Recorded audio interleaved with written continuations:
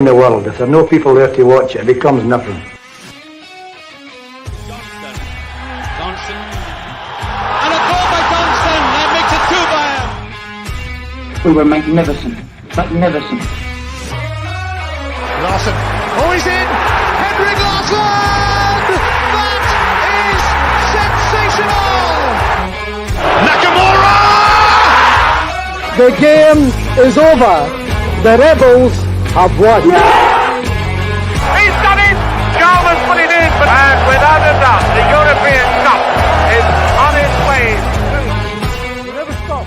We'll stop at half-time, and we'll stop at the end of the game when we celebrate. Good evening and welcome to another episode of the Jungle Gyms podcast. Today is Tuesday the 25th of January and quite a sombre one, unfortunately. We've heard of the passing of Wim Jansen. So, as expected, for a large part of tonight's episode is going to be dedicated towards talking about Wim Jansen. And we don't want it to be a kind of sombre kind of tone. We want to actually talk about the good times of what he gave to us and kind of remember the man that we read about and that we knew as Celtic fans. So I can hope all the viewers are able to join us tonight and giving us their own memories. And special wishes, of course, to the Jansen family. But I'm joined by Paddy and McGinty, and I'm your host, Gavin. Guys, how you doing? And thanks for coming on tonight. All very well. I was excited and happy to come back on the day waking up, kind of ready for, I think we had a different plans for tonight's episode, but the news that broke this morning, I think it was this morning when I heard anyway, it kind of hit home. It's one of these ones where my age, Wim Jansen's one of those first managers I remember quite vividly.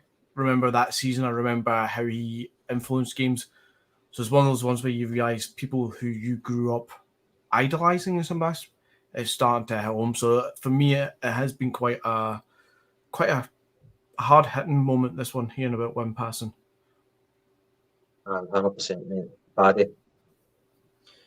Just pretty much what McGinty said, you know, with a bit of a debate lined up for the night, but obviously when we heard the news, you know, that was out the window. Just to get to go on and talk a wee bit about Wim, I'm sure. And there's been plenty of conversation about him so far, but obviously we'd like to kind of pitch in and give your thoughts and share our memories and try and have as much chit chat as we can about the game. Obviously, again, that's another sad night. That's another Celtic legend we've lost. That's wee Bertie Auld there in November. I think Charlie Gallagher as well. Billy McNeil recently as well. Not recently, but he's kind of the last few years. That's a few Celtic or Celtic legends that have died with kind of battling dementia, and they've all been roughly about the same age as well, or the same age bracket. So it's a rubbish trend that we're seeing now. I know. It's a horrible kind of law of nature that we are kind of, fate has it in store for us that we are going to watch our heroes, you know, gradually pass on. But it's moments like tonight that we're going to remember the good times as well. So let's talk about that.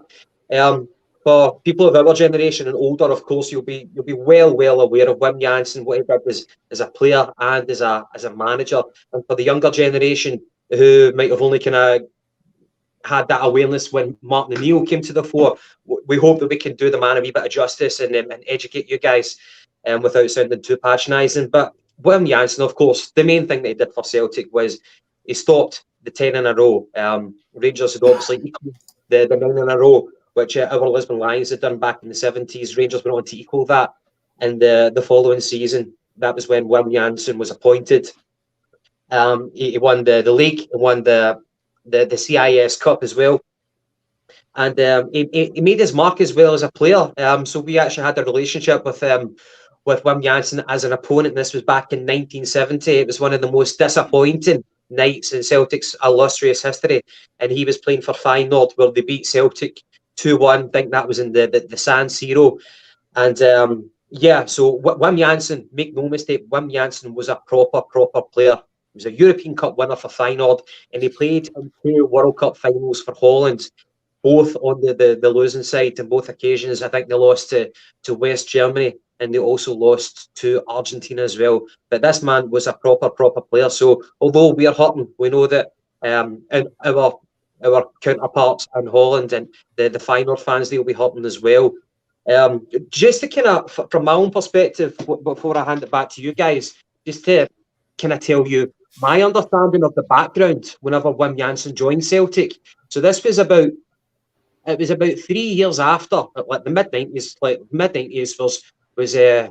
it was just like full of turmoil for Celtic, of upheaval.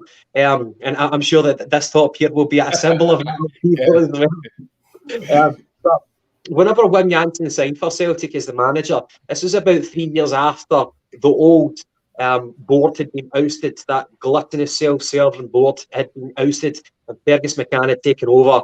We'd spent 1 year of purgatory at Hampden, then we came back to a newly built stadium at Parkhead, and Tommy Burns at that point, he was the manager, and we had some lovely free-flowing football. We had some continental names coming over, the likes of your Decanios, your Cadets, your Pierre Van Hooijdonks, Andreas Thom.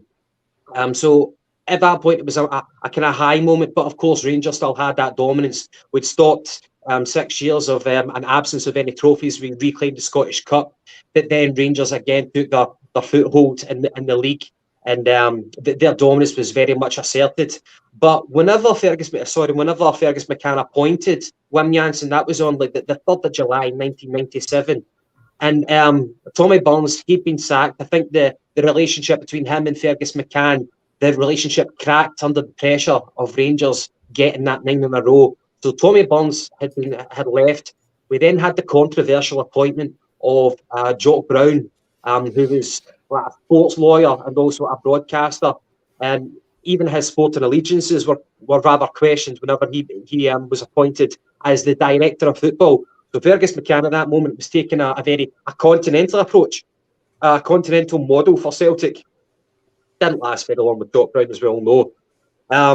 And we had Murdo McLeod. He was the reserve manager at that time, but he then got appointed to the assistant manager, and he was a main bridge between Fergus McCann and Jock Brown and Wim Jansen, as their relationship, as we'll learn later on, as that relationship deteriorated. But Murdo McLeod was the bridge between the hierarchy and Wim Jansen.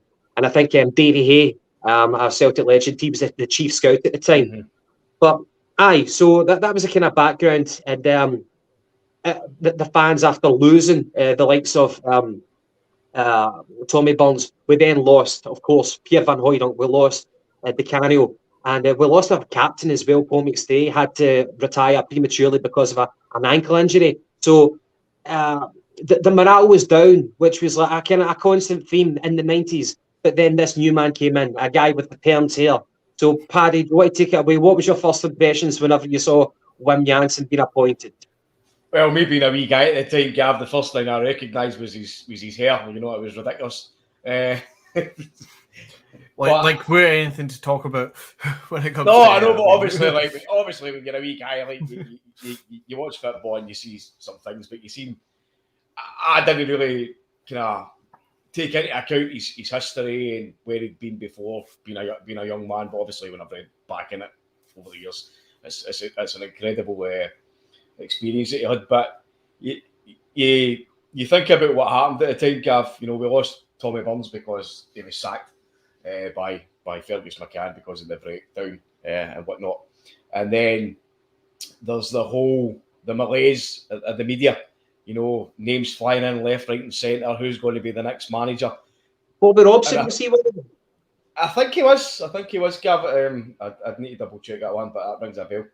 But the one that kind of strikes out in memory was listening to Hugh Keevins and reading Hugh Keevins' quips in the paper. He was determined that Arthur George was going to be the next Celtic manager, and that he was signed and sealed and delivered with a wee Portuguese fella with a wee moustache. I still actually don't remember who he managed, but that's who he nailed his colours to the mast and said that Arthur George had signed, and that was it. And then literally a day or two later, Wim Jansen was the manager. So aye, but as we said before, Whitney, there was a wee bit like Ange Postecoglou this season, kind of a wee bit of snobbery and kind of backhanded comments about where he's come from. It was the same way Wim Jansen, who had his previous role was in Japan with Hiroshima, some team in Hiroshima, and one of the media headlines over here, Gav, was Wim Jansen, the second worst thing to hit Hiroshima. Yeah. You know, so how glad he must have been that he made them eat his words. You know, That's a fucking toxic headline. That is. Aye, but it's a toxic country in terms of media and how horrendous it can be. I think that's without tooting our own horn there, but I think that's why, especially today's age of technology and social media and stuff, it's probably why fan media and podcasts are kicking off so well. The Scottish media is absolutely atrocious. That's one example of hundreds across the board of all clubs. I mean, the headlines to come out with is absolutely pish, to say the least. So, yeah, very much glad to eventually see that, Wim made them eat the words, and much like with a player who later on came through the doors and Luka Moravcik, Hugh Keevins got it humongously wrong in his assessment of it, and up Hugh Keevins. That's quite a telling point for Kevin 14 there. Not many become legends at two clubs. And Fine Lord, of course, will also be sad today. Very true. And thanks for the Del Boy for the Celtic Supporters Club. And would say, giving us their own input for that. McGinty, whenever the season approached in the 1997-1998, this was by far one of the most pivotal in our history. And obviously, we are old enough we were young enough at the time to remember it. Going into it, it was, again, a time of upheaval, and it didn't start off too well. Like the first two games that I believe started off in defeats. Was it Dunfermline and Hibs? That infamous game against Hibs? Both 2-1s. I think we've all seen that infamous Hibs game and the unfortunate goal many times. I'm sure Henrik Larsen himself is probably sick of being reminded about that incident. But it's a season that overall, as I said earlier on at the start, it's a season that I remember quite fondly, of that age of starting to know more about football and appreciate more about football and the kind of finer workings of it. It's not just a case of going it every weekend and not knowing when the start of the season and the end of the season was. At that point, I was coming to an age where I could understand the structure of the game a lot more. And 2 defeats on the bounce in the league, it was a poor start. You felt like it was it's just going to be a continuation of the last 9-10 years sort of thing. It's going to be another one of those seasons where you're just happy to be getting out the house and going to do a kind of activity in the afternoon on a Saturday. But it changed, didn't it? It absolutely changed after a while. I think for me, just looking at the list of results just now, it's I don't want to get too cheesy or too wishy-washy about it, but it's almost kind of not symbolic is probably the wrong word, but it's quite nice the way that Wim Jansen's season started with those 2 defeats at the start, and we all thought, oh Christ, here we go, to then go on a nice wee run of games where he was winning quite comfortably, a lot of good kind of 4-0s, 2-0s, 3 goals to the good and stuff like that, where I'm going with this is basically to say that Wim Jansen, I acknowledge, and this is the first time I really kind of understood tactics a lot more, and I kind of understood where a good manager plays a good role in a football club, and he's just not some guy who picks a team. Within 10 minutes of a game, Wim Jansen could suss out the opponents and go, right, that's how you're setting up. This is how we're playing. We're not working. Flip it and change it. He would change the formation. He would change where the personnel were playing at times. He would change the actual approach to our game. And within 10 minutes, he'd suss that opponent out, and then we'd just go on, we'd get the result that we needed or better sort of thing. And it kind of looks like, just looking at this list of results, that almost happened in the league over the whole piece. The first 2 games, oh Christ, this is the working, change it, and all of a sudden the wins start to come. Just a nice kind of parallel and such. And I really good points about its kind of tacticalness. And it's kind of worth pointing out that he was the first ever non-British or non-Irish manager to take over at Celtic.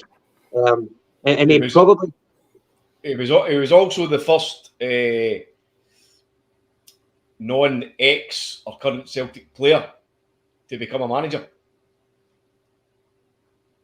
How many of them have we had? Liam How Brady, many managers have we had that haven't had any affiliation? Liam Brady technically was the player manager at Celtic.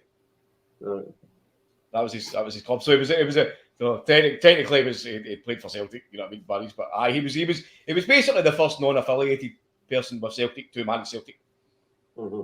And another thing, I know that we're going to talk a wee bit more in detail about the actual season, but in terms of actually remembering the man, I'd never met the guy, but the way that he conducted himself in interviews with the media, he seemed a very, very laid back, a typical kind of Dutch persona. They are quite laid back, obviously competitive as hell, but very laid back, very self-assured. The guy had done it, of course, as a professional. He just knew football, and the way that he spoke, and even the way that the players, the Celtic players spoke of him, even on the day that they found out when they did that friendly against Sporting Lisbon the day after they clinched the title, when they knew that he was leaving. I remember watching an interview by Jonathan Gould, and they were determined to do everything they could to stop his departure until they realised it was a point of principle that was going to lead to his exit. But the players were gutted whenever they were aware that he was leaving, and that's just a token of their respect. You know what I mean? That says a lot, because a lot of people can be very, very indifferent about the managers that they play under. But it's nice to kind of remember what he was like as a personality as well, and how well respected he was by his peers. But going into the season, just to kind of rhyme off some of the signings that the man made. Obviously, you had Davey, he was a chief scout, and you had Murdo McLeod helping Wim Jansen as well. But one of the domestic transfers that we made was Darren Jackson from Hibs. Now, he was a player, very, very conspicuous player. It was hard to ignore him whenever he played in the opposition, because he always fought tooth and nail against you. But Darren Jackson, he was a good servant for Celtic, not the longest career, but he was a great player for Celtic. And of course, you had the infamous Stefan Mahe from PSG. Love that guy. Crackpot. You remember? Was it 1995? Came from Rennes, not PSG. Was it really? Yeah. Oh, pardon me. I'm talking. But he played against us, didn't he, for PSG? Is that what it was? Probably. Let me just have a glance. I'm sure he played for PSG. Yeah, he was PSG before he went to Rennes, then he came to Celtic. Right. Got you. We also had Craig Burley from Chelsea. He's one of the ones who the fans never really took to, perhaps an unsung hero, shall we say. And one of the controversial ones, Reggie Blinker. So this was the kind of protracted transfer scenario with Paulo Di Canio leaving us. Eventually, Jock Brown, in his wisdom as director of football, he really got the fans on side with this one. He let Di Canio go to Sheffield Wednesday, and we got in return Reggie Blinker. He had a tough time at Parkhead. Aye. He did. I've got the list here as well. There's a couple of names you've missed out, which I'm guessing you were going to get onto anyway. But I've got one that I'm going to pick out and just ask you guys if any of you remember him. Apparently he came in on loan in March 98 that season. So imagine just the last 2 or 3 months. This, of course, is pre-transfer window days. But who the hell is Kevin Pilkington from Man United on loan? He was a goalkeeper. Was he a goalkeeper? All right. I guess he never played. I don't know. I remember him playing for like Sheffield Wednesday when he was like 38 or something, but I kind of actually forgot we signed him. It must have been an injury crisis for us to bring in a goalkeeper in March. It must be. March, that late loan deal, it must have been some sort of backup goalkeeper issue. I've actually totally forgot about that. Well, you picked out the most forgettable of all the transfers. The rest of the transfers that I'm looking at just now, every single name, I'd be surprised if there's anybody listening and watching in that doesn't recognise every single name on that list, apart from Kevin Pilkington. Here was a bit of a diamond in the rough, if you could say it. Jonathan Gould. He was languishing in the reserves of Bradford City and he came up for, of course, one of the most historic seasons in Celtic's history. Jonathan Gould, what a pick he was, huh? Good keeper. I don't know. Maybe good is a stretch, but he did as a good turn. I remember him being here for a couple of years. Was he not? Quite a few years. He's the first image I have outside of Paddy Bowen or something. He's one of the first images when you think Celtic goalkeeper. I see that old baggy goalkeeper jumper on him, well, jersey. He's just that kind of staple. I think it's just because of the age of us, really, that I kind of envision when I think Celtic goalkeeper. He was never a great goalkeeper, was he? But he done a job when he came in. But like I always remember him being this wee man. Like he was a strange kind of. He had a strange physical kind of. Can look about him. He was pretty wee for a goalkeeper. You mean he's bald? Is that what you're trying to say? What? You mean he was bald? Is that what you're trying to say? No, he was small. He was like a wee goalkeeper. Right. But it's all right. Am I right in saying, is it no his daughter or somebody who's working at Celtic TV just now? Aye. And he's got a famous father too. Bobby Gould. Bobby Gould, yeah. Wales manager or player or something. Yeah, I think you're right, mate. A few other cracking signings. Mark Rupert from West Ham. Love that guy. Brilliant. In his day, he was like, whenever he came to Scotland, he was a bit of a Rolls Royce of a defender, and he dovetailed perfectly with Alan Stubbs at centre back. But of course, a certain person in Germany was having after winning the European Cup. I think his family were not really settling well, and that was Paul Lambert. What a signing he was! What a signing! That's what you call a Rolls Royce. Mark Zidane out of that final. Oh God! Like for the equivalent of that to happen nowadays, you know what I mean? Like it'd be like for like Andy Robertson at Liverpool to say, "I'm fed up. I'm fed up with the Scouse accent. I'm coming back to Glasgow." You just. You know what I mean? This would happen. And hold up a minute, we're signing him for just under 2 million. No. Never happened. A Harold Bratback. How do you sum up him? Sometimes his finishing went from the sublime to the atrocious. He was an enigma as a centre forward. Listen, he scored one of the most important and most iconic goals in Celtic history. So whatever happened before that, whatever happened after that, it's irrelevant. The wee man he wrote his name into Celtic folklore, but at times he was pish. But at times, you know what, he looked unstoppable. But I just remember him new as a pilot. That's my other memory. Yeah. You know what I mean? And of course, the most famous of all the incomings was Henrik Larsen from Feyenoord. I remember him playing. Who? Never heard of him.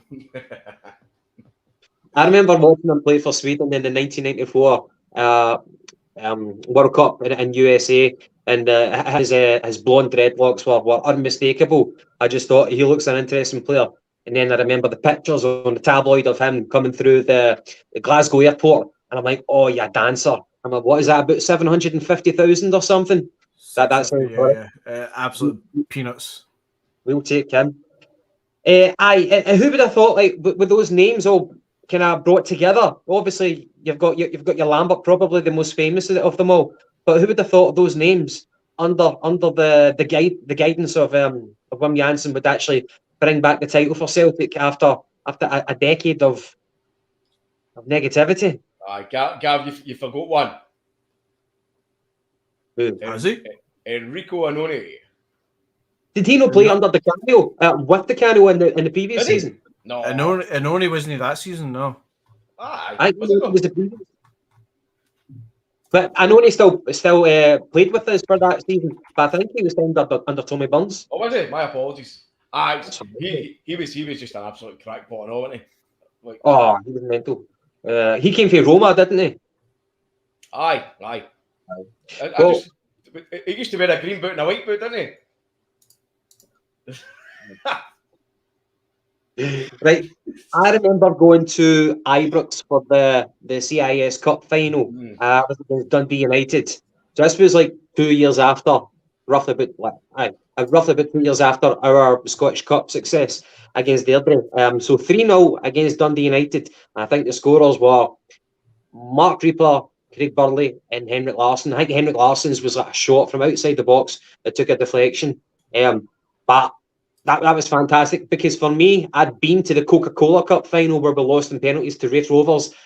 I wasn't fortunate enough to go to the game at Hampden against Airdrie, but I got to this one, and what a game it was, what a night it was, and that was just a taster of what was to come in that season. What was your guys' memories of that game? The good thing about that game was that kind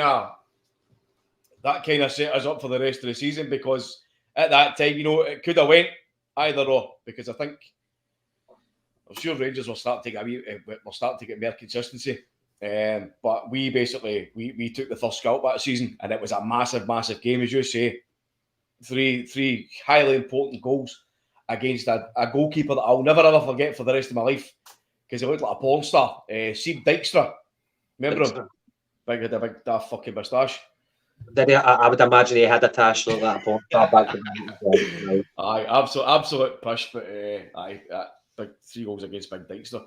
But no, back to the game. Sorry, absolutely pivotal for that season, because it gave the guys the belief, that they could go on and win, and they could stop at 10.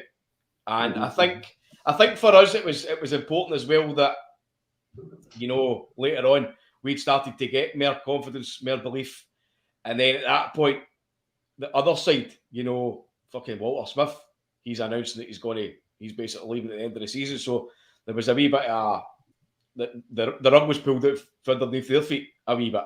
You know what I mean? So every single bit of ballast just started to go towards us, and it gave us the belief that we could go and do it, which we obviously did, which was incredible. And it was kind of hard to foster that mentality, that confidence, because the first game against Rangers we lost 1-0. I think that was like a Richard Gough goal that settled it. So it was kind of difficult, because you were thinking, it's going to be another season, another one of the ones. But the following game against Rangers, that was at Parkhead, and it was 1-1. Alan Stubbs got a late goal near the end, and it's really, really kind of important to emphasise to the younger viewers that in that season we only won the league by 2 points, and even Hearts only finished about 5 below Rangers, I think, roughly about that. So points were like gold dust. Everything counted. Every point lost, every point gained. It was really, really crucial. And that goal that Alan Stubbs got is to equalise against Rangers at Parkhead. That was massive. I think, correct me if I'm wrong, Gaza might have actually been sent off in that game. I think the referee was Rowbottom. Do you remember that big bald guy, Rowbottom? That's a blast of the past, isn't it, man? Oh, fuck's sake, aye. I think Gaza was up to his usual shenanigans. He might have thrown an elbow or something, but Rowbottom just stood up and says, "No, you're off, mate." And that was obviously served us well, justified, of course. But yeah, 1 each, and then the famous one. I think we'll all remember this: the 2-0 game against Rangers at Parkhead, and this was Craig Burley. He got a reverse pass with Jackie McNamara, and he got in the box to the far post. He beat Andy Gorham, and then the second goal was that stunner. Oh, Bayfie Lambert, top right, man. Oh, I think that's probably the first kind of long ranger that I can vividly remember. It was beautiful the way they hit it, because it just had enough curve just to get by the fat flying pig, and it just clipped the inside of the post right in the corner. And the fucking Celtic part erupted, went mental. I only stayed about 5 minutes away, and I was listening to the game on the tranny, believe it or not. Listening to the game on the tranny with the window opened, and the roars came for Celtic part first, and then it came through in the tranny. I think I actually nearly fell out the window, but we'll not talk about that. But I just want to give a wee quick mention there to Fud Roaster, the guy with the most credible name. Are you guys old enough to remember the Jungle? Well, obviously I'm not as old as you, Fud Roaster, but I do. I've got a couple of memories of being a wee young boy, getting lifted all the turnstiles and took into the Jungle. But my biggest memory is somebody pushed on my leg, Hot Pocket, I believe it's called. So that sounds like a Billy Connolly sketch. It probably was. It was probably jobbies flying underneath her feet, so no, you know what I mean. Like, Probably Billy who pissed on you, and that's why you made a joke about it. by the way, thanks for reminding me that. I'll need to talk about him. I actually met him at the last game of the season. Thanks very much for that, Gav. Third roster, we were actually quite aware of this whenever we titled the podcast Jungle Gyms. Oh, it's going to be really hypocritical if we can't get one single memory between the three of us of the jungle. My first ever memory at Celtic was, I know we're going to be a bit off topic, but it's quite fun to kind of reminisce. My first ever memory at the jungle was a 1-0 game against Young Boys of Bern. It was a UEFA Cup tie, and it was the most boring game ever.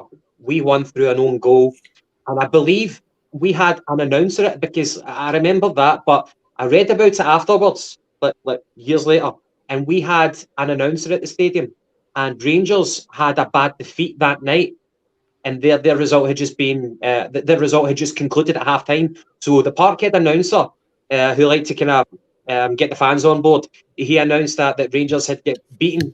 He made a funny comment, but the board, I think at the time, didn't take too kindly to it, and he gets sacked like the following day because of his comments, which was a bit tragic, you know what I mean? But yeah, why do I have memories? Is that not Tiger Tim? Was that no Tiger Tim that did that? I think That's it was. how he- I think aye. it was. I'm pretty aye. It was. Well done. I'll hold, while we're on the tangent, as Gav was saying there, I'll hold my hands up. I have no memory of the jungle. My first real memories of Celtic is actually the season at Hampden. I ended up getting a half season ticket, well, half of a season ticket. Going with my uncle back in the day. I remember being at a game against Hearts in the North Stand, a game against Kilmarnock. I was in the main stand with hospitality passes and whatnot. But then my big memories was going to that Newcastle game, the kind of friendly opening game of the new stadium sort of thing. And that's where, for me, that's where my real memories of Celtic Park start from, is from that 95 season onwards. So I'll hold my hands up. I know, as you say, Gavin, we knew this was going to come up at some point, that people will question how old are these idiots. But no, for me, it's not. But then the name of the podcast kind of helps bring in a bit of questions like that. It's not against us not to have it as a name. So, yeah. We were all born when Celtic played in the jungle, so that's why. Exactly. If you don't like it, fuck up. Right. Let's kind of fast forward into that season. The second last game. Now, I think we had the chance to win it a couple of times to kind of wrap up the title. And the second last game, my father was convinced that we were going to win it away at Dunfermline. So we got tickets and we drove through. And like Simon Donnelly it was, he scored the goal, I believe it was. And then they got a header right at the death to make it one each. And it would have been great, of course, you know, for that to conclude then. But it kind of set it up. It was a fitting way to end the season for us all to be skittish and going into that Parkhead game against St Johnstone, and like it was make or break. And of course, we won 2-0. What was your memories of that? The game, the St Johnstone game. 2-0 against St Johnstone, aye. Same again, Gav. I wasn't at the game that day. My dad wanted to go in the Swally, obviously, to go and celebrate. No hard feelings there. So I was left in the house with my brother and one of my pals. Again, tap dancing in the close. Window open wide. Game on the tranny. Listening to Celtic Park, listening to tranny at the same time. And you could just hear it coming through. 1-0. Honestly, anytime I heard a fucking scream for Parkhead, it actually shook the house. You know what I mean? That's how close we were, and it was frightening, the sound. And then you're listening to the game, and the longer it goes on, the more your arse is starting to make buttons, because like, fuck, what happens if they equalise? You know what I mean? This goes on, and then the fucking roar. The roar went first before it came through in the tranny, and you're like, fucking yes, brilliant. So at that point, I think that was 10 minutes left to go or something. Freeze decided, right, shoes on. We ran away up to Celtic Park just as the game had finished. And you know how you've got the big iron gates, the doors at the sides? Yeah. I think everybody and their granny that was outside the stadium that day fucking just barged right through, made a beeline for him. Fucking Stewards get flung out the way and everything. Massive pitch invasion. By the time they get through the gates, everybody was on the pitch, fucking all running about, dancing about. And see, at that point, Gav, like the cameramen that used to sit on the side and over the big fucking long telescopic cameras, they used to have the film. This is how fucking old it was. It used to have to put a film into their camera, but they used to have wee spools, wee plastic camera spools, and when they were finished with it, they would leave their wee camera spools at the side. We were all running up, grabbing the spools and fucking filling the pitch full of fucking all these things. My brother actually stole the penalty spot. That's where it went. Aye. Aye. McGinty, did you have a season ticket at that time? Yeah, that one, what, have been 3 years at Celtic Park at that point? 95, 96, 96, 97, 97, 98. Aye, that would have been the third year. My memory of that second goal is almost like a mirror image of how it actually happened. For years, I was convinced I was sitting at Block 110, just where the Green Brigade now starts. And for years, I had it in my head that the run was down the left side, cuts in, comes central, takes a shot, and then it goes. And I'm pretty sure a few years ago, I watched that video back of that goal, and it was actually the other way around. It was not it was almost like a mirror image, but yeah, that entire season, it educated me so much in football. Learning about tactics, understanding what a bloody tactic was, as we said earlier. The end of the season, understanding those games leading up to getting those draws and stuff. So we're looking at some weather. Ahmed Sylvester, respect, love from Feyenoord Rotterdam, mate. Extending a love out to you. Thank you very much for watching that. That's brilliant. Agree. Thanks for coming on, Arnold. But yeah, it's those two draws leading up to it, that feeling and understanding of what a win really means to eventually clinch a title. As Paddy was saying earlier on as well about the win in the cup, it came on the back of November. Was a horrible month for us. Everything looked so doom and gloom. Couple of defeats and a draw and stuff in there. It was a horrible month. But you get that win, and it's the first memory that I understand of what it means to get that first trophy in the bag. It can really kick you on, and that's been, for me, that season was just such an education of understanding what football really was. I think what were we, 97, 98, so what we were 11, 12 years old at the time. It was just entirely an education for me that entire season. I loved it. My memories of every single game is obviously a bit hazy, as most of us would when you're that age and you're 25 years on. But what a season. To get those two goals, that game itself will forever live in my head as a mirror image, apparently. But the feeling afterwards, that euphoria, that elation when you knew you'd done something magical, like stopping that 10, getting that first league title under the belt. First one we'd ever seen, guys. Let's be honest. What game? There's Brian commented in as well. So he ended up down the Gallagher after the game, hugging complete strangers, and the joy and relief was incredible. Fantastic day. RIP won the Tim. That's what I was going to lead into. What you'd actually remembered me about, Gav.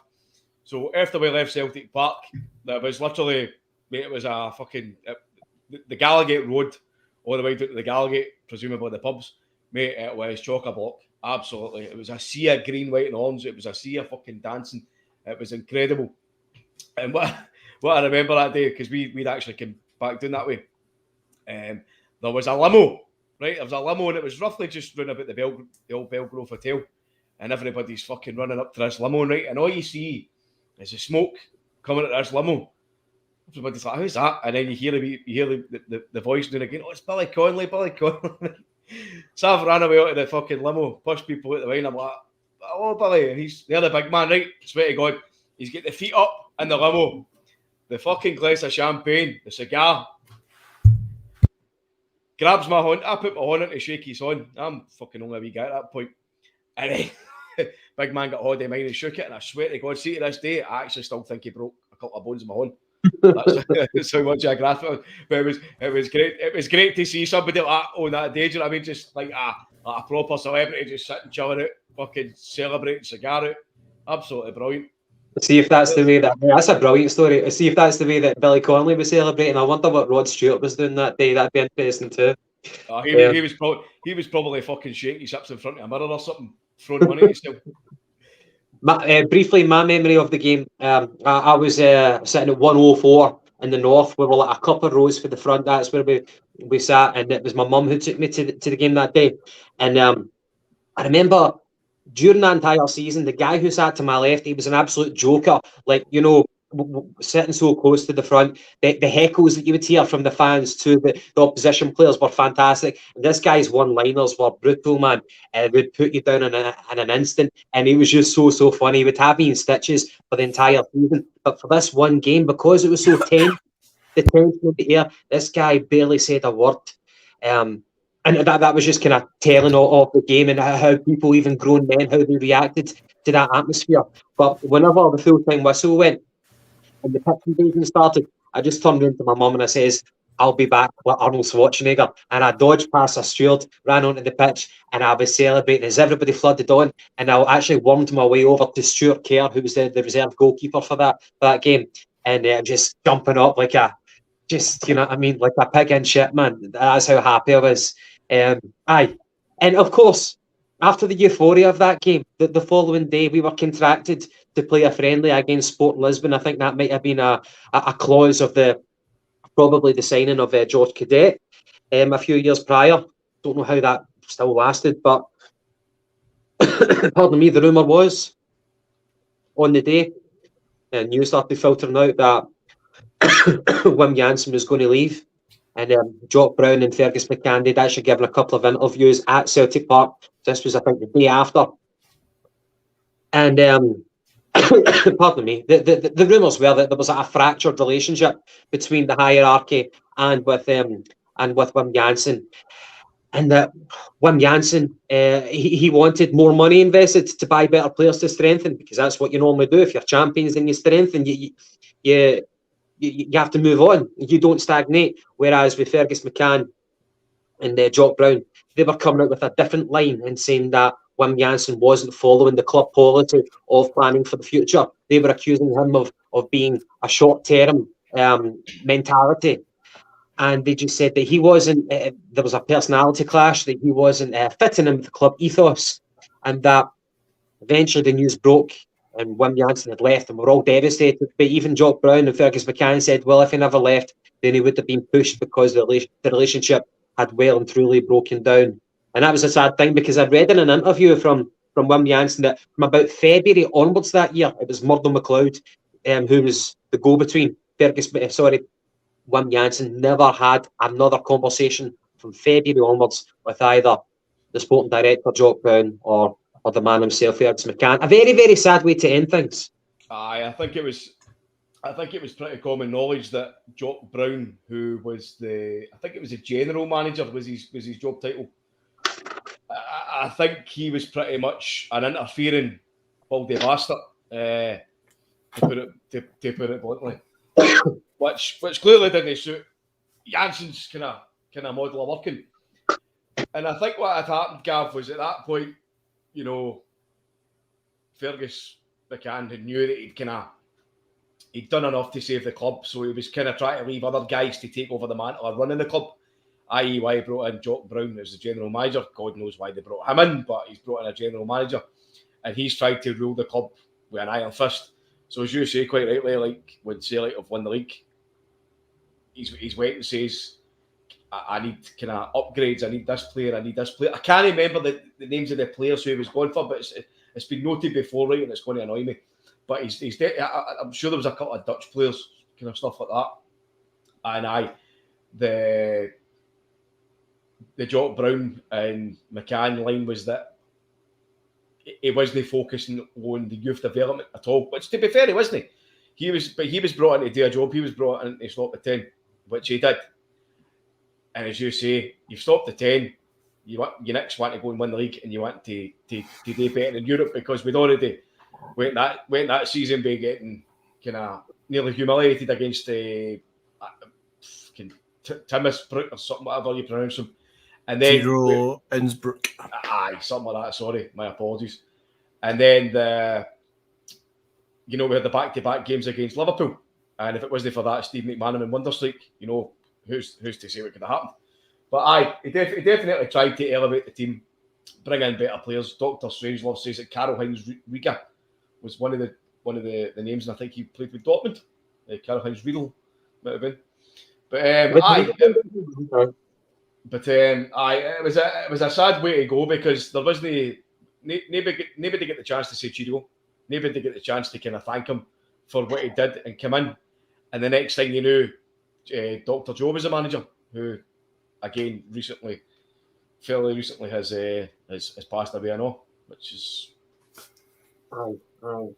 in hindsight, with the Fergus McCann situation at Celtic, I always remember having that feeling, or under the impression at that age anyway, that Fergus McCann was not very liked amongst the support in the stands at the time.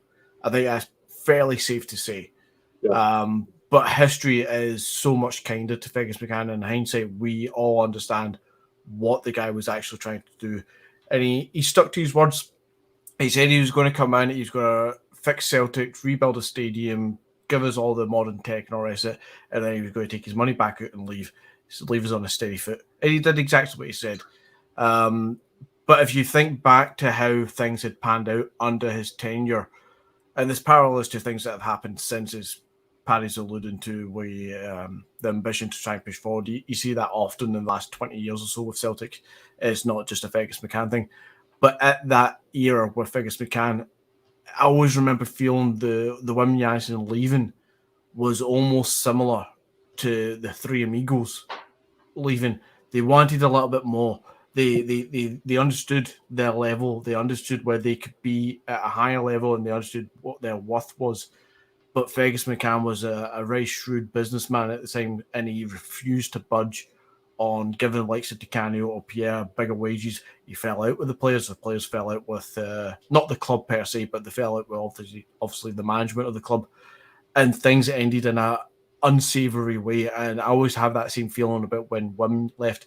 It was for similar circumstances. It was almost like the board pushed him out. And in today's world, I would be up in arms about that. I would be first person up at Celtic Park picketing for the board to be removed, throwing metal shark fences into Celtic Park to try and get changes to be happening. But as I said earlier, hindsight and history is so much kinder because we now understand with time what Fergus McCann was doing and what Fergus McCann did for Celtic. I know I'm going on a massive tangent here now. Was absolutely brilliant, and you can't fault it. It was a great season to have with Wim. He did what he needed to do, and for me, Wim Jansen is a true Celtic icon. Maybe not quite a legend in the Lisbon Lions, but he's right up there. I just wanted to say again on the point that you made before we kind of wrap up for a minute. I think in hindsight, history has been very, very kind to Fergus McCann. I don't want to linger too much on that, but I just think it's fascinating that both Wim Jansen and Fergus McCann, who at the end couldn't even speak to each other, both of them are remembered as legends. And very fondly, yeah. Yeah, exactly. Polar opposite characters, but that's the thing. Paddy, what were you going to say, mate? I just we're getting a load of comments on the side there just to try and touch on them in general. My apologies, we can't go into them all. But you look at Fergus McCann and you look at what he was up against. He was up against a society that was so willing to close Celtic down and get rid of us. He came in and he stopped that.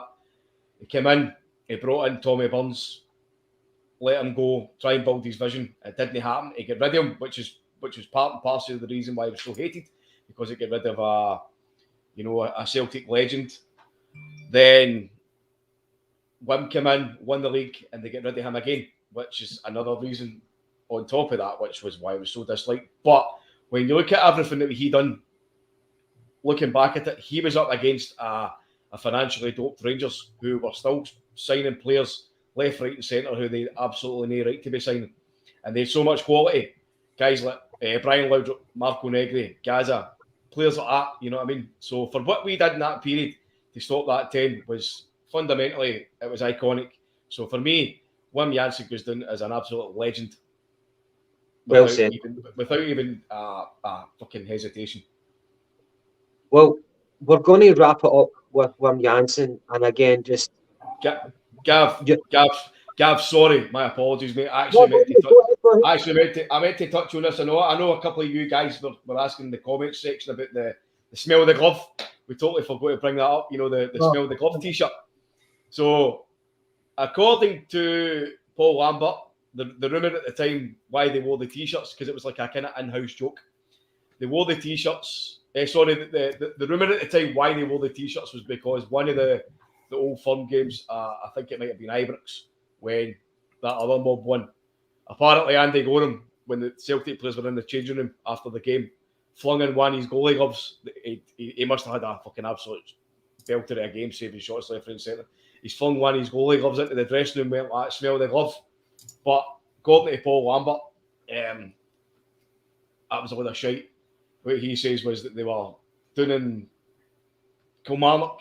They were down in Kilmarnock to train or to play or something. And when they were driving, he says Tosh McKinley noticed somebody had spray painted on a wall when they were driving by, and it said "smell the glove." He says, and then ever since that, Tosh McKinley just kept saying it.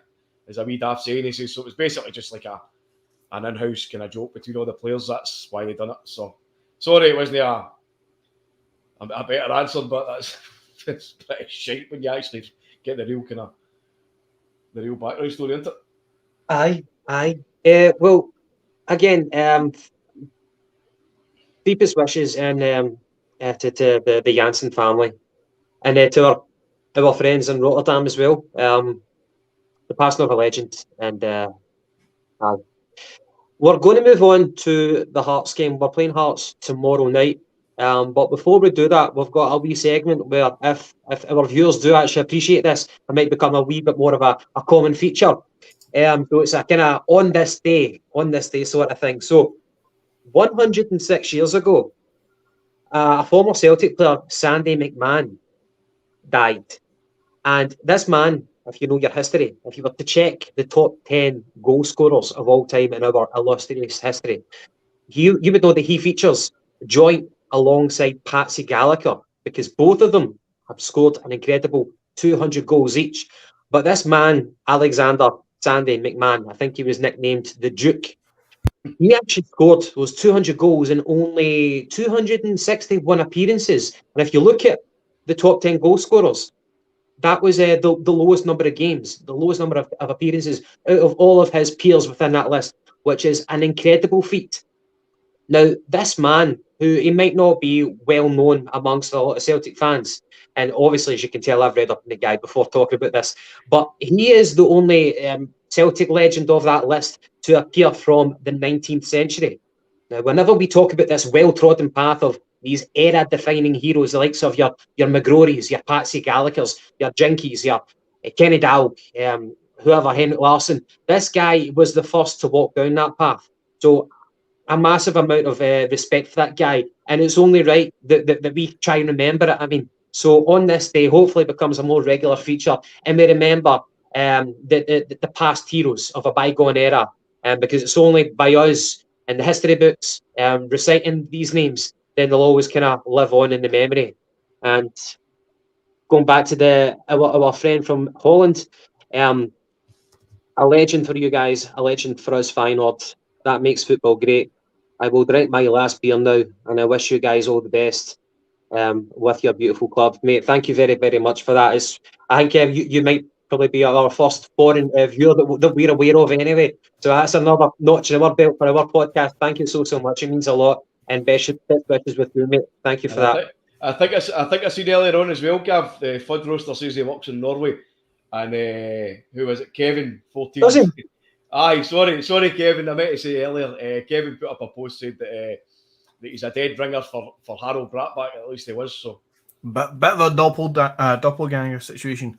I have to say, total tangent. I'm totally taken away from what you're saying there, Gav. Again, but I feel like as a guy who appreciates some new football tops once in a blue moon, I feel like I need to get a Feyenoord top into my collection now after tonight's show. Just stay away for the Ajax ones then. Too late. That's right. What's the one that you're wearing tonight? This one is the, I'll butcher the hell out of the name of it, Brazilian team, Club Atlético Mineiro. They released this technically last year. It was actually quite a good story that I think it's 113th anniversary. I think every year they do like an anniversary kit of some kind, usually a big money spinner for a lot of clubs. But this was one of the ones that they allowed a fan to design the actual kit. You see it every year as a Celtic fan. You always see the fan concept kits coming out. You're like, oh my god, the fan concept kits are like sublime. They're amazing. That's a fan concept. This is funky. That does, and it's a Legends of the Top for many, many reasons. And we all know why it's generally not looked fondly upon. But this one here was a fan-made one, basically, that the club officially made with the Lecoq Sportif, obviously. It's an absolute beautiful shirt. Glad to have it in my wee collection anyway.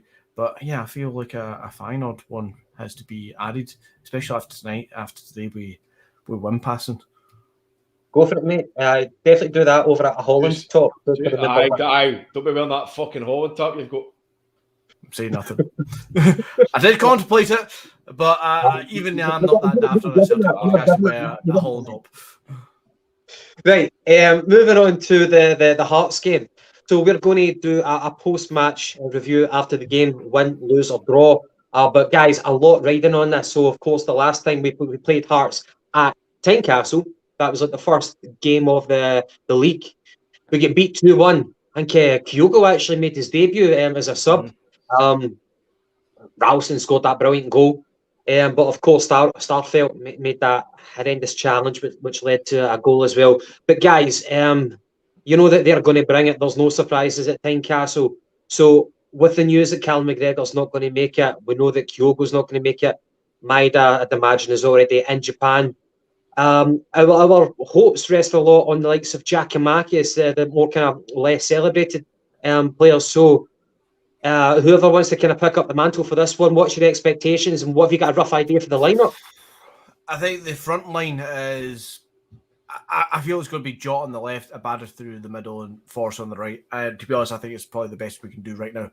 It's got pace, it's got trickery, it's direct in quite a lot of ways. I know Force is kind of off the board, which is now a lot of injuries this season trying to get back to form, but Abada through the middle has proved at least twice already this season that he can do a good turn there. His goal returns for this season, as much as he's been hot and cold and kind of not in form, his goal returns phenomenal for a right winger at his age and all the rest of it. So for me, that would be your front line. I have to assume that Hatati's going to start tomorrow night. He has to, with the players that are out, and it's going to be a big game for him to take it by the scruff of the neck and just control that game, show a leadership quality, I think. The rest of the team, standard fare, isn't? You're going to have Beaton probably alongside Hatati. Have we lost Rogic already? Is he away? Did you see? Yep. And we've lost Gucci. Gucci's out. So you're struggling for maybe a third midfielder there without trying to be too defensive. I would be worried if McCarthy came in as well. That'd be far too defensive. I think they're either going to be McCarthy or the new guy who is O'Reilly. I think you might see a Hatati, Beaton and O'Reilly actually. And I think that'd be a much better preference for midfield. I don't think McCarthy is not an Ange Postecoglou signing at all. Clearly he's not. He's not featured in any sort of way that suggests that Ange is trying to get him into the side. He's there he's a number sort of thing. So I don't think he's going to turn to him as an option. I think he'll be on the bench in case we need to return to him. But surely you're going to look at that midfield of O'Reilly in the kind of number 10-ish kind of place where Hatati and Beaton behind. You wonder with the loss of experience of your captain McGregor, would McCarthy actually possibly do a job for us, and as well the physicality too. And another thing, I would imagine John Suter, who I don't know if he's going to join Rangers this window, but if John Suter is going to be playing in defence, how do you feel that Paddy McGinty already mentioned about Abada playing up through the middle? Do you think Abada could maybe go into his shell if he's playing against two physical centre-backs, or do you think Giacomakis got his goal? Continue with Giacomakis? No, Abada's no starting up front. Giakoumakis is going to be starting up front, 100%. I've backed him quite recently, and I don't see why he would be dropped. You know what I mean? He scored the last game, and I know Abada scored obviously, but he was playing at the right hand side. But regardless of who is playing, I don't think it matters, because for me, John Souttar's is pish. I genuinely think he's pish, and all the people will say that he's played really, really well this season and fucking this and that. But nah, I think he's a fucking haddy. So for me, it's going to be Hart and goals, Juranovic right back, Starfelt, Vickers, Taylor. I'm going to go with McCarthy, Hatate, and O'Reilly, with Jota left, Abada right, and Giakoumakis through the centre. I think that's very likely. I just think in the back line, you're more likely to see Julian getting in there again. I think he's about back now. I think he'll probably come on at some point, but I don't think he's going to walk into starting place. My preference for the front three is to put Abada up there. I am not impressed with Giakoumakis at all. But I think you're probably more right, Paddy, that Giakoumakis is probably going to start it. Aye, because we've not got a striker, we've not got Maeda, we've not got Kyogo. So we need to play an actual out-and-out striker, because this guy needs to be played for the next few games. You know what I mean? Yeah. It's all fair and well playing Abada, who's a winger, up front, and he's had a couple of decent games where he scored a goal and playing that position. But we need a guy who is an actual out-and-out striker, because we're going to need experience, we're going to need a goal. We need to beat the bastards fucking next week. I don't care. Denny, you think that tomorrow night's game is going to be dirtier than the game we witnessed on the Saturday evening? I think it'll be on a par with it. I think guys like Souttar are going to be going out with intentions. As much as you saw that boy Niang was clearly out with an intention to kick and go in heavy on challenges, I think Souttar is going to be the same. Will he been told by his new employers to do that? Probably not. Who knows? But I think it's a mentality. I know what you're saying there, Gav. I see your face. I think it's a mentality, though. If you're willing to sign for that mob, you've got mentality in your head already, surely, that you're dirty bastards. So I reckon Souttar will happily go in two-footed in some challenges. Language. Sorry. I didn't even catch on what you said there. I was joking. You're usually Mr. kind of. There's some things I don't say. Yes. The B word, I'm all right with. Good on you. I'll say it for the rest of these. All right, we do have the proverbial spare jar for this podcast. Paddy's in his overdrive. You're a millionaire already. Aye, right, okay. So, Paddy, myself and you, we will be on for tomorrow night's podcast. We'll be at a late one anyway, so hopefully we'll have the viewers tuning in for that. Predictions for tomorrow night. I am going to go first. Christ, I've got no faith in my own predictions. I'm going to go for 3-1 actually. Aye, I like that. I like that result. 3-1.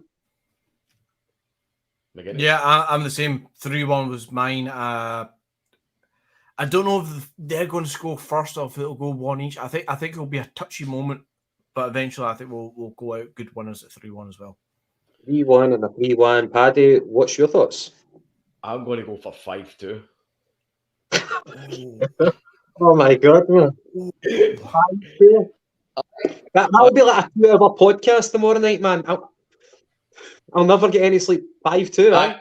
I'm going to need to put it on as a coupon just in case it actually happens. I reckon Big Giakoumakis is going to get 2 goals. I reckon Abada might chip in, Jota, and maybe fuck it, Starfelt. Starfelt is going to score tomorrow. Right, see if Giakoumakis scores a brace tomorrow night, I will start to eat my words and my hats and shit like that. If he scores a brace, I'll be so impressed. No, do you know what you can do? You can eat your collection of football taps. How's that? Absolutely not. They're worth a small fortune. There's that many of them. Well, what about a wee cheeky red card for either side tomorrow night? I think that's on the cards. Johnson. Robbie Nielsen. You got to put a 5 on a Hearts red card. He deserves a fucking red card for that haircut anyway. Aye, a big. Yeah. Right, okay, so I guess we'll round it up for tonight. Hopefully we win the night, of course, needless to say. But hopefully with the chat for Wim Jansen, we've done him a wee bit of justice and kind of reliving our memories of what that guy gave to us. And by far, one of the happiest moments of my childhood was that St Johnstone game. So all I can say is thank you, Wim. Guys, any final thoughts before we finish up for tonight? Just the usual, guys. Glad to be here. Loved it for tonight. All the best for tomorrow. We'll be doing the podcast. Unfortunately, I'll be working, but I'll be watching as much as I can, slyly in the back corners of my work. If my bosses listen, no, I won't. But yeah, hail to everybody, and thank you for being here, guys. Just pretty much what you said yourself, Gav. You know, it's another sad day again to lose another club legend, but at the same time, it's good because it's not good. Sorry, it's good to kind of bring up the happy memories and, you know, the good times when these people were here and were alive. So a big massive thanks to that man. Brought us a major part of success in our history. Brought us players like Larsen, you know, who then went on to bring us even bigger successes. So just a great servant to the club, even though he was only here for a year. So and I'm sure he was an even better man than he was a member of staff for Celtic. Very well said. The man had a rich life. Yeah. Well, to the viewers, I hope you've enjoyed the content tonight. And for Third Roaster, are you guys doing a cast tomorrow? Yes, absolutely, mate. Apparently, we're going to win 5-2 tomorrow night. So you can bet your bottom dollar we will be doing a podcast after the Hearts game. So we'll probably go live right after it. But yeah, again, to the viewers, thank you very, very much for joining us tonight. And I hope that thank you for sharing your memories with us with your live comments. Please hit that like button. You've got no idea how much the like button helps progress our channel on YouTube. Please hit the subscribe button and please share that file with your other fellow Celtic fans. But from myself and Paddy and McGinty, thank you very much and good night. Hail.